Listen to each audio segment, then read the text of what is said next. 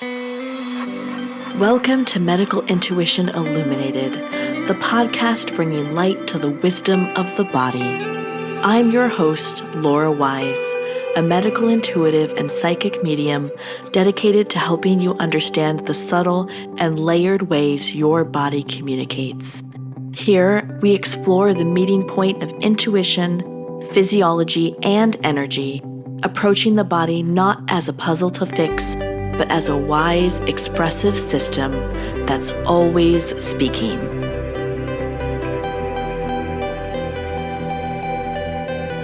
This podcast is for informational and educational purposes only. It is not medical advice, and it does not replace professional healthcare, diagnosis, or treatment. Always consult a qualified healthcare provider for any medical concerns.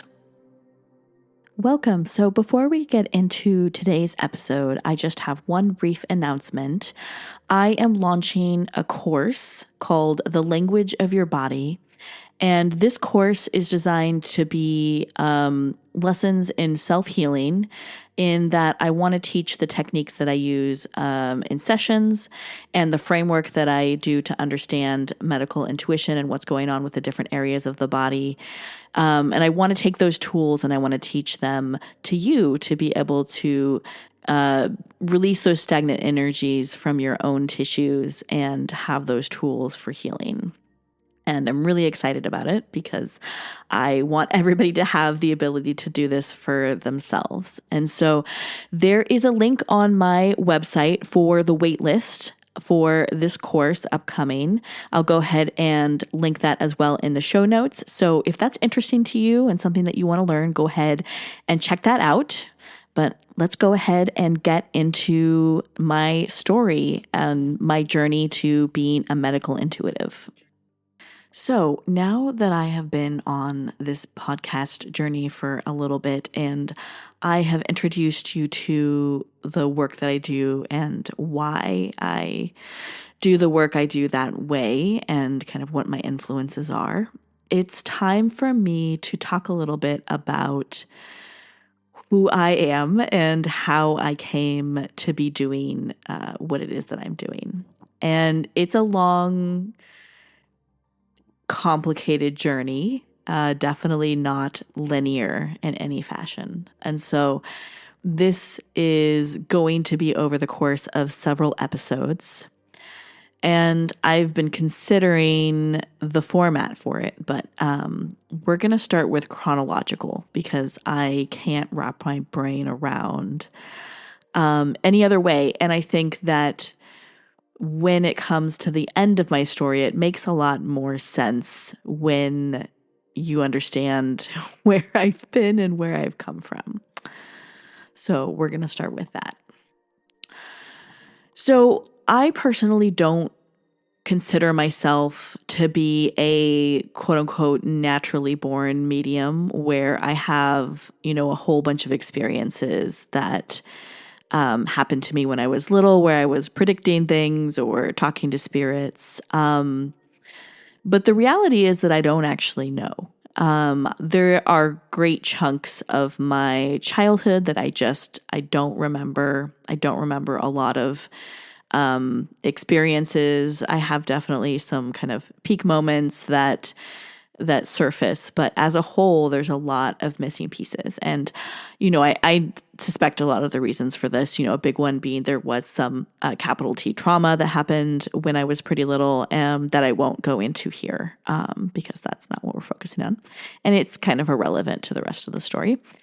And that I also had kind of a primary caregiver that was pretty emotionally unstable and unable to provide consistency and emotional regulation to me. And so I think because I was in a heightened sense of anxiety on a regular basis, that it probably prevented me from kind of locking in some key memories. However, as I've done healing work on myself and unpacked different things, I have had, experiences surface into my memory that kind of show me and validate that perspective about how I came into this. So, as a child, I was very connected to animals. That was kind of my main form of, I would say, spirituality. I had a lot of cats, and I lived next to this hill behind my house. I grew up in Southern California, and so it was kind of this desert-esque grasslands environment in Ventura County, California, in a town called Simi Valley, a pretty conservative little town. And so I spent a lot of time out on this hill that was behind my house because I was, of course, a strange child. And I was alone a lot. I didn't have a lot of neighborhood kid friends around, and animals were really kind of my first friends. And so I would hang out with these cats, and these cats would kind of wander the hill with me. And I remember writing some stories in elementary school. I wrote all these stories about how the cats would go out at night to like a jazz club and hang out at the jazz club and like socialize. I had this very rich inner world of what my cats might be doing. I was also super into horses. And I had loved them since, before I could speak, and always was looking for opportunities to spend time with them. I had a friend who has horses, so I spent a lot of time with her and her horses. And we would just kind of like ride around the hills and pretend we were like warrior princesses or whatever on the backs of these horses. And that was pretty magical too. So,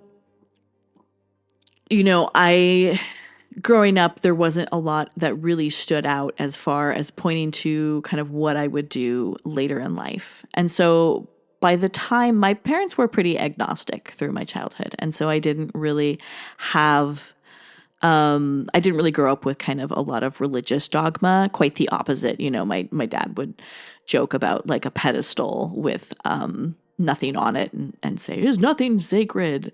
And so I appreciate that I got kind of a cosmic curiosity from my father. My mom would she had less of that, but I at least didn't have a lot that I was necessarily fighting against, aside from the peers that I had around me that were a little more Christian conservative. I do have one kind of memory from the time when I was a child that would be in the kind of spirituality realm. And it's something that when I unpacked later, it shifted a little bit for me. And so when I was little, I remember having this memory. I was probably somewhere between 7 and 10 years old, let's say 8. And I have this memory of being downstairs, and I'm with my mom and my brother, and we're all kind of sitting down cross-legged on the ground. And we end up sitting in a circle, and my mom says, "Hey, would you like to learn about how energy works?"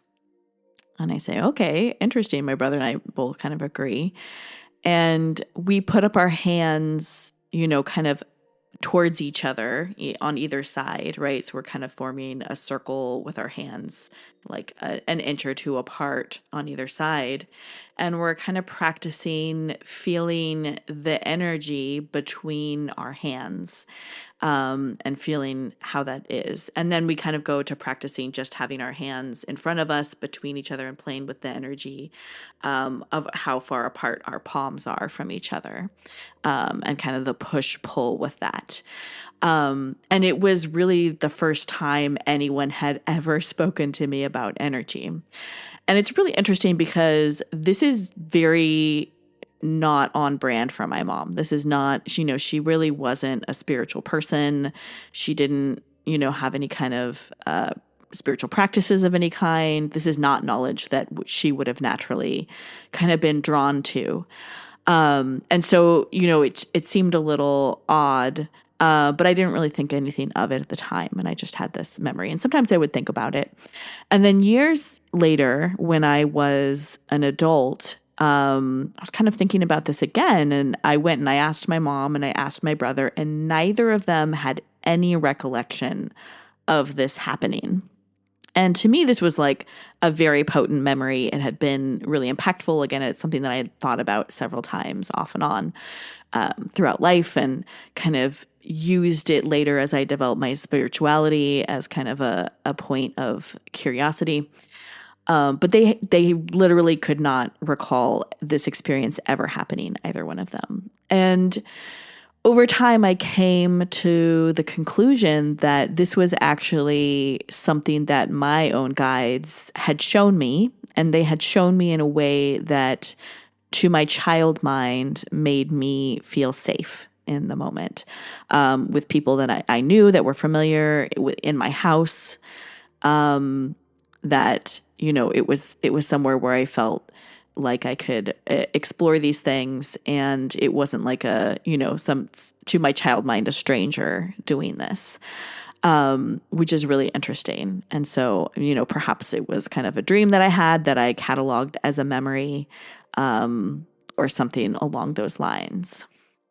But it definitely supported me when I actually dove into understanding energy. So I come from a very musical family. My grandfather was a professional trumpet player and, a band teacher for many years. He also played in the LAPD band. He always was in some band or another, even up until the point when he really couldn't, like in his 90s. He was still playing with bands. Just a very passionate musician, incredible trumpet player. His tone was really amazing. And then also my dad is a recording producer, and he had the opportunity to work with some pretty incredible bands and projects in his career. Notably, one of the most well-known projects he ever did was he was the producer for the Grateful Dead's American Beauty album. And still about, once a year, even now, he'll get, somebody with a documentary or a podcast or something that wants to interview him and hear his story, which is very cool. He's also worked with, a bunch of other artists, the Doobie Brothers, Jefferson Starship, the Crosby, Stills and Nash, and many, many more. And so I grew up kind of adjacent to the music industry. For a good portion of my childhood, he worked down at A&M Studios in Hollywood. And so sometimes I would it would be like, take your daughter to work day. And I would go down and hang out in this kind of very famous recording studio. Sometimes I would bump into these artists that I'd had no idea who they were at the time, but they were, some famous folks. I would steal sugar cubes from the kind of green room area, and they had a big aquarium in there that was very cool. And my dad was responsible for helping them build out some of their kind of main studio areas and getting all that set up. And so one thing that he really imbued in me, which has been a great benefit, is, I really never was pulled into the allure of celebrity. I learned from a very young age that, celebrities are just people, and they have often just as complicated and challenging lives as the rest of us, sometimes even more challenging because of the fame and the money that comes along with it. And the whole kind of Hollywood recording industry environment was of that around that time, and still is, just has a lot of challenges with it for developing as a person in general. And so, David Crosby was a family friend of ours. And so I saw him, quite a few times as a child. And so, I really didn't ever think of famous people as any different, other than that they had, particular talents and they had pursued this path in their life. And so that was a really valuable lesson for me. One thing, is my dad, at the time that he was in the music industry, there was a lot of kind of the Eastern philosophy coming through. There was a lot of like influences from South Asia. And so he would see sometimes, he knew many musicians that would kind of fall into the guru life, right? Where they would kind of pledge themselves to these gurus and go to India and basically kind of renounce their previous lives and kind of become followers of these different traditions. And so he was a little bit wary of that because he had seen it happen so many times to some friends and colleagues of his. And he has several isms that he likes to repeat. And one of them that has really stuck with me is beware of gurus manning toll booths. And, I have always taken that to heart. And I think, it became, when I started doing this work professionally, it was something that I always wanted to be mindful of, and not trying to, charge money for something just to get kind of these followers or to get this, to kind of fall into that role. I think, whenever I hear some kind of spiritual teacher or anything that says, they don't have any mentors or they don't have anyone to learn from or they know everything they need to know, that sends up red flags in my head because I think that we always have something to learn from people. And I learned, just as much from my clients sometimes as I'm sharing with them because, we are all diverse humans. We've all had very rich experiences in life. And exchanging those with another person is really valuable, and being open to learning life lessons from anyone that you come across, I think is a good, helpful perspective to have. So when I was 13 years old, I was just, in the process of finishing up middle school and at the time they called it junior high, and was getting ready to go to high school, the same high school as my brother, who was about 3 years older than me. And my mother decided that, she was kind of over this small town that she had insisted we live in, and, had recently gone on a trip to France and fell in love with it, and essentially was having, what we might consider a midlife crisis. She's probably having a lot of midlife astrology transits happening. She decided that this is what we were going to do. We were going to move to France, and we were going to, live there for an undetermined amount of time. And so she had found this international school in a town called Saint-Germain-en-Laye. It's Lycée International.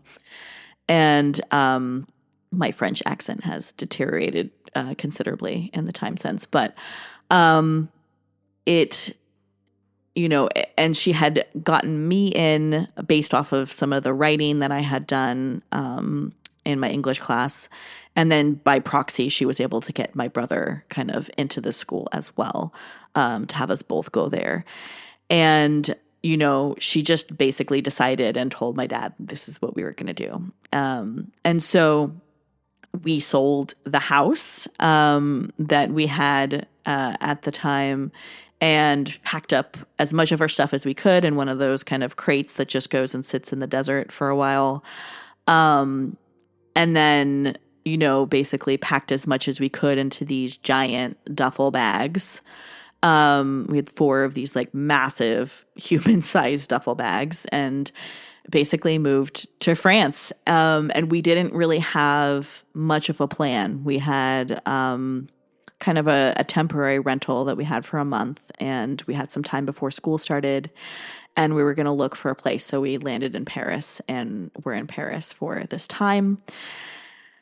And, we eventually did find an apartment that was a very cool, several 100-year-old building with a very creepy basement. But the house itself was very cool, and it was kind of 3 levels.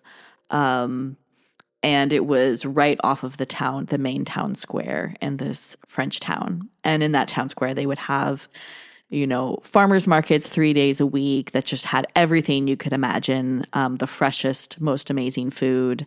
We could pretty much walk everywhere. We didn't have a car. And then I was set to start at this international school. And so the way that this international school worked is that there were different what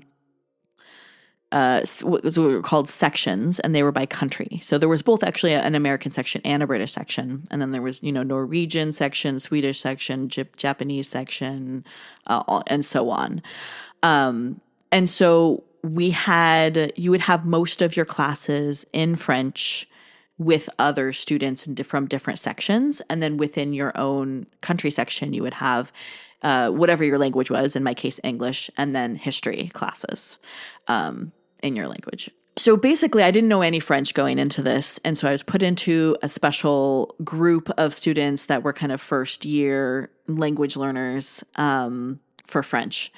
And so there were about, I want to say, less than 10 of us in this particular group. And so, I'm learning French as I'm learning these other topics. So, the first day of math class, they're teaching me the numbers in French and the names for the numbers in French and how to do basically like algebra in French. And I learned physics for the first time in French from a very grumpy Frenchman who was not stoked to be teaching me. And also chemistry and French for the first time. And so I was very much out of my depth in this. It was an incredibly challenging experience. If you know anything about French schools, they are really tough. They're really tough schools. Academic expectations are very high. And they're a good, 1 to 2 years ahead of American schools as far as what the content and learning expectations are. So overall, it was just really, really challenging. And I wouldn't necessarily call my French teachers very compassionate towards my experience. They were just kind of exacerbated with me. And, I had many of the other students in my special class were from other European countries. And so many of them had already learned another language, first of all, English, and sometimes even a second or third language on top of that. And so the thing about learning a language is it's a skill building thing. And that once you learn how to learn a language, it's much easier to learn another language. And so, they kind of were definitely farther ahead of me. My brother also had, in his own personal interests, he had taught himself Japanese basically, and also had gone to a Japanese language school. So he was very proficient in Japanese, even at this young age of 17 at the time when he went. And so for him, this was an amazing adventure, and he got to kind of really enjoy himself and really enjoy the process of learning a language. But for me, it was really challenging. But I did have some incredible friends. I had some British friends. I had some Norwegian friends. I had a Brazilian friend who spoke Portuguese and also English. And it was just really valuable in that I got such an expanded view of the world at a young age. I realized, I really knew nothing about the world. And my history class that I had was with this amazing woman called Mrs. Covington. And she had been a fashion designer, and she had been at a really high level in the fashion world. And she decided that she didn't want to be in it anymore, and she was going to go back to school and become a teacher. And so she had gone back to, I believe it was Yale. She applied to all of the Ivy Leagues, and she got into all of them. No, it was Harvard. And she ended up going to Harvard because she's like, you can't say no to Harvard. And then she was, now in France teaching these kids at this international school history. And she was incredibly passionate about history. And she would tell history in the way of in storytelling form. And so she would, begin the class, and she would just say these human-centered stories of what it was actually like to be in England when France was coming over and kind of taking over culture and ruling that area, and its effect on language and its effect on culture. And people would just be, enthralled in the stories that she would tell, so much that when the bell would ring, people would like groan. They'd be like, "Oh, we have to wait till tomorrow to hear the rest of the like story."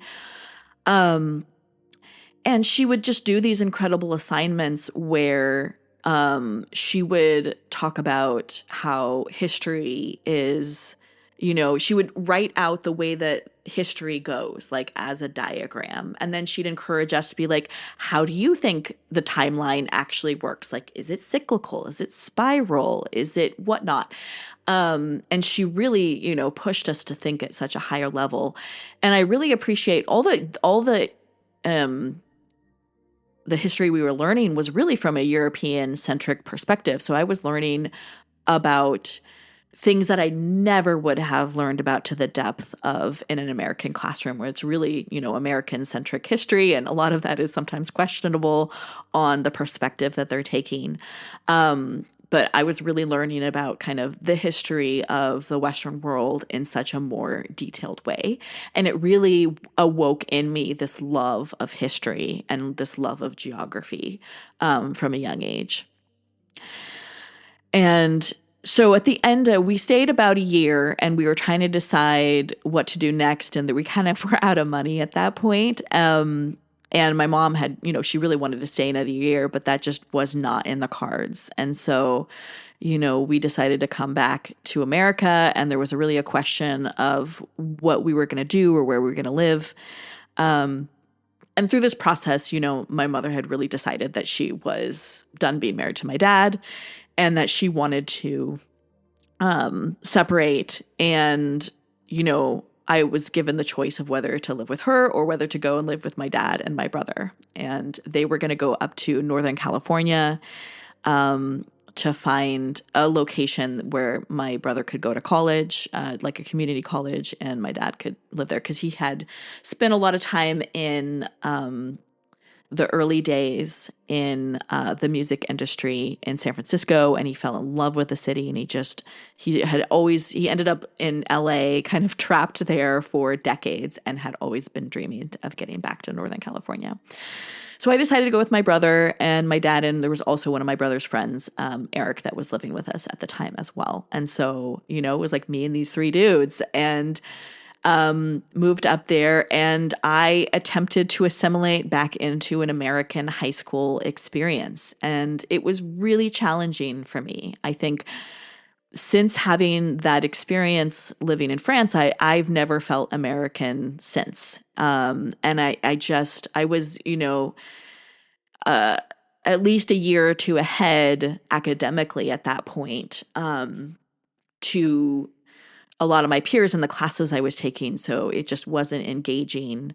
But the one thing I really loved was being in choir. And that school that I went to in America had, we ended up in this town called Santa Rosa, in which I live now, and I've, returned back to.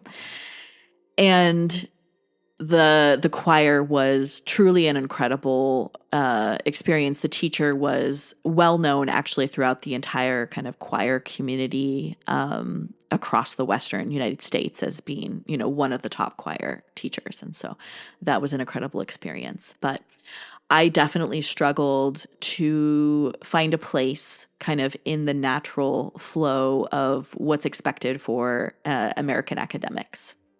And so I ended up leaving a year early from high school. I graduated early, and I took my, exams to test out of school, and ended up going to the local junior college, which is also really highly rated. It's called Santa Rosa Junior College. And I just started taking classes there and kind of exploring what direction I wanted to go. I became very passionate about geography because I realized, I thought, a lot of people think it's just maps, but really geography is the study of the interaction between people and place, and how the land shapes the people and the people shape the land, and how that creates culture. And I just found that so fascinating. So I ended up applying to Sonoma State to transfer to, a 4-year college. And I did get into Sonoma State, and originally with a focus in geography, which I ended up switching to global environmental policy. And I took a lot of classes in that. As I grew into, my late teens and early 20s, I really came to kind of almost more of an atheist perspective. I started taking a lot of science classes and environmental science classes, and was really hanging more out on the kind of logic science side of perspective. I remember in my 20s, I started working at a place where I was working with horses. And this was kind of like my first main horse job that I had. That I worked up at this ranch in near a town called Calistoga. And they were a retreat center, but the owners were really passionate about horses. And so they kind of had this hobby barn nearby where they had about, I want to say like 10 horses, many of whom were rescues that they just kind of, sometimes they would take people out on trail rides, or they would do workshops and things there. But it was really mostly kind of a passion project for them. And they had studied a particular kind of horsemanship called natural horsemanship training. And I had, and specifically this was called Pirelli, natural horsemanship training. So there's a few different varieties. I had never come across anything like this before. I had taken traditional lessons for a long time. I had been, I'd done all the regular horse things. And I always had this feeling like there was something else, like that magical moment from the Black Stallion where he's riding bridleless down the beach on this horse, and it's this like most magical moment, and there's this connection. And I always kind of felt, and I had a little bit of that when I was a kid with this horse this horse friend of mine and her horses. But as an adult or like a teenager onward, I hadn't really experienced it. And so when I came across natural horsemanship, it was like so many things made sense to me. It's really a method that's based on using the psychology and natural herd structure and the way that their energy works really at a base level. They don't call it that, but to use that in training instead of, force and pain and fear, which is what comes out of a lot of traditional horsemanship. And so I learned a lot about when I was at this job, how to bring my energy up and use that to drive the horse forward, or bring my energy down and kind of shut the energy down and stop a horse, or kind of move them with my body language and my own kind of like energy arousal and how big or small I was being. And it was just totally fascinating to me. And I remember this one time there was this horse called Smokey, and he was a rescue horse, and he had been in rehabilitation for his legs. He had shin splints, and some other things, navicular syndrome in his front legs. And so they were constantly trying to help this horse out. And so so every day we were doing all this kind of like red light therapy on him. We were doing heat packs, cold packs. He got special shoeing. He had like a chiropractor that would come for him. This horse was like an acupuncturist. This horse was very well loved. But Smokey he was on stall rest all the time. The rest of the horses got to go out in the pasture or the pen, and he kind of had to stay in his stall. And he was a big athletic horse. He was bored. He was a very bored horse. And so every day for his enrichment, I would have to take him out and I would walk him around the arena. And he was a big horse. He was a quarter horse, but he was just burly. And so would take him on these walks, and at some point he would just start rearing because he was bored, And so he would start rearing. And at first this really freaked me out. And then one day I saw him do it, and I looked him in the eye, and I realized like he wasn't doing this out of fear or anger or anything else. He was playing with me. And as soon as I realized that, I looked him in the eye and I just backed him up. I was just like, I'm not taking this. I got you. I got your number. And you know what? He never did it to me again. He never did. And this was incredible to me as this, young 20 something woman, barely woman, to be able to connect and understand this animal at that level. Around this time, I had a good friend give me a book that drastically changed my life called The Tao of Equus.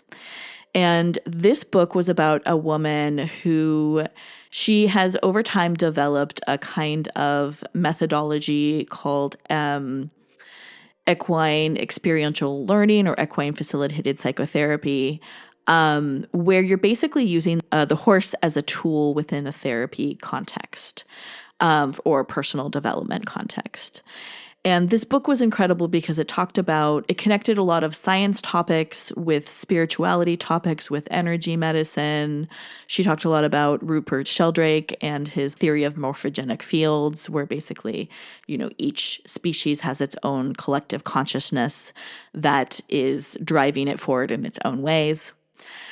And I remember sitting in the coffee shop like couple chapters into the 1 or 2 chapters into this book. And I sat up and I looked at the wall and it was like, my life's going to change. Like I just had that feeling like I would never be the same after reading this. After a time, I was no longer at that horse job and I was still looking for a way to connect with horses. And so I was looking in the area for somebody who did the kind of work who had studied with this woman. It's called the Epona method. And she has a whole course and sanctuary and everything out in, I believe, Arizona. And I was looking for somebody and I found somebody local who was wanting to trade, my knowledge in kind of natural horsemanship training for, having this experiential equine sessions with her. And we did a little trade. And I worked with her and her horse, River. And this horse was incredible, had incredible presence. And in the process, together, we did a ritual. And I had never done a ritual before in any way, shape, or form in my life. And at first, I was very skeptical. I wasn't really sure what would happen. But the ritual involved kind of River and her person standing in the middle. And then I kind of began to spiral out there, and I think there's some other components to it. And I distinctly remember in that ritual, as I was spiraling out, I literally felt the sensation of wings sprouting out of my back. And I had the visual in my head of these wings, these energetic wings, just growing out of my back and expanding, which was really trippy for somebody who had never really had a consciously experienced spiritual situation. So this was something that was really different, and it was really impactful in that it deeply challenged my, idea of what spirituality was, whether or not there was anything. I couldn't continue any atheist inklings after this period of time. I just knew there was something else after that. So while I was at Sonoma State, I was studying global environmental policy, and this was one of those kind of customizable majors where you can mix a lot of different things together. And so I was taking classes in politics. I was taking political science classes. I was taking environmental studies classes. I was taking language classes. I was taking geography classes to kind of create this picture of the same topic from many different angles. And I got into this place where I realized that I thought I was about to graduate, and I realized that I hadn't done all of the requirements that I thought I was going to do. It was going to take significantly longer than I thought to graduate. And I just kind of had a total breakdown about that. And I also was starting to realize about this time that there weren't a lot of opportunities for this particular major and worldview out there in the job market. And so I got to a place where I had to kind of rethink what I was going to do with my life. And I decided, I wanted to go into psychology. And for me, it really came out of a curiosity of, how people think and experience the world and perception and all of those things. And so I decided to move down to San Francisco and go to San Francisco State and get my psychology degree from there. And I loved that program. It's actually an incredibly robust program for a California state school.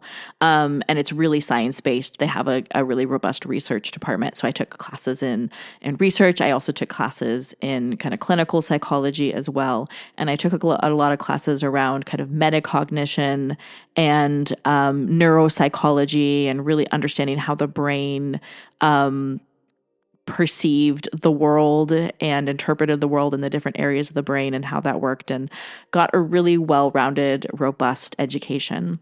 Something else that was wonderful about San Francisco State is they kind of have something that's similar to a minor in that you have to take a bunch of classes in another kind of area of study. And I chose holistic health, and that was an amazing decision.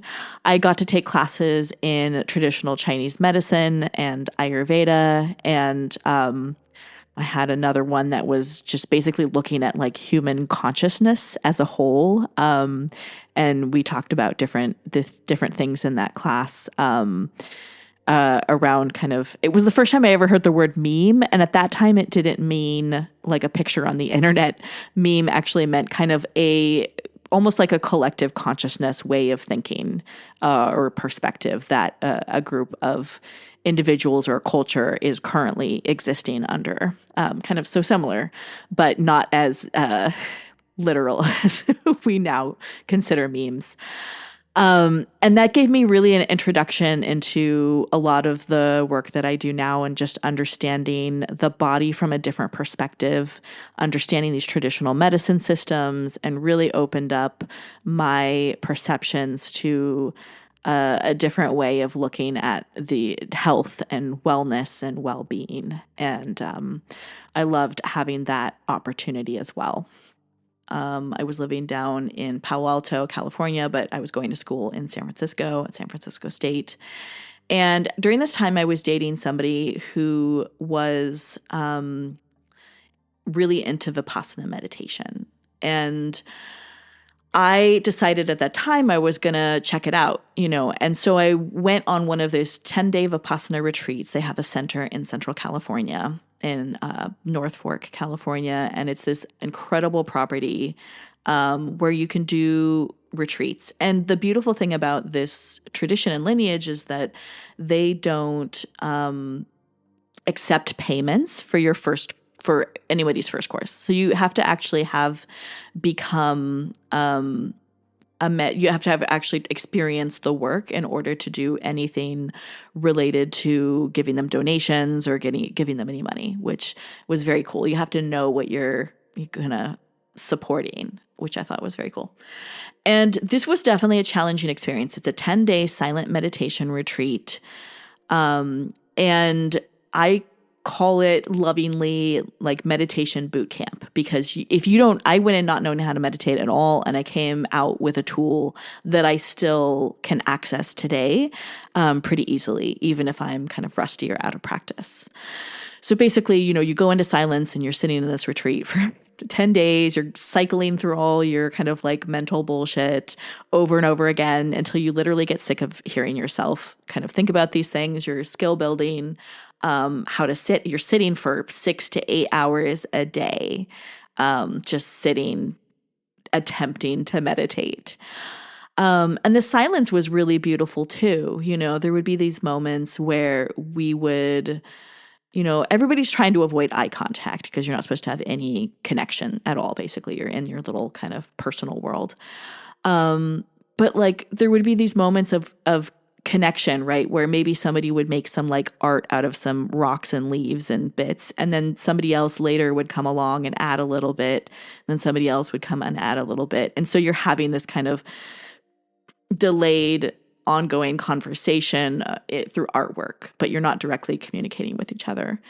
Or another time there was like a little snake that somebody had spotted in a tree. And normally if like everybody's talking and it's there's no silence happening, then everybody would be like, oh, there's a snake. Oh, but look. Even if it's like happy excitement, they're like, look it over there. And everybody kind of gathers around. But this most beautiful thing happened in that when we're in silence, somebody just noticed and they walked over and they crouched down and they just observed and watched it. And then slowly over time, another person comes over and then another until there's this kind of group experience, separate but together, of observing quietly the snake in its natural habitat. And it was so simple and beautiful in that way. And so I feel so grateful to have this experience of being able to, have been in this environment to really train myself and my mind on, some basics of meditation. I'm not by far like the best meditator in the world, but it's something that I have forever in my pocket as a tool. And so I sat one course and then I served another course. And when you're serving, you can talk because you have to cook food with other people and serve the food and clean things. And that was a really great experience too. But again, I was, meditating for 10 days straight, which is no easy feat. So this is where I'm going to end this first episode of my journey. Because after this, things take quite a turn, and where my sensitivity and abilities really get blasted open, and that's its own whole journey as well. But this first episode gives you a little bit of background around kind of my childhood and early experiences that led me to this work. So tune in next week for the next installment of this story of my journey to medical intuition. Thanks for listening to Medical Intuition Illuminated. If this episode resonated, be sure to subscribe and share it with someone who might benefit. Special thanks to Derek Ryan for music. Until next time, listen deeply to the wisdom of your body.